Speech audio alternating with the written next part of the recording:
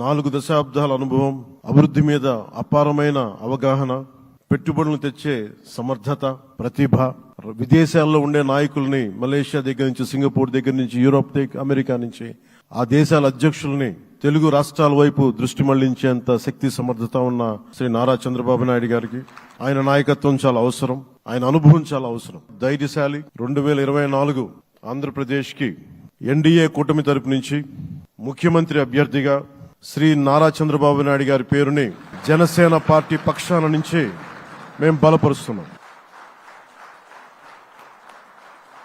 ఇది నేను ఆయన పక్కన పెట్టుకుని చెప్పాలి. ఆయన నలిగిపోయారు. జైల్లో చూశాను ఆయన.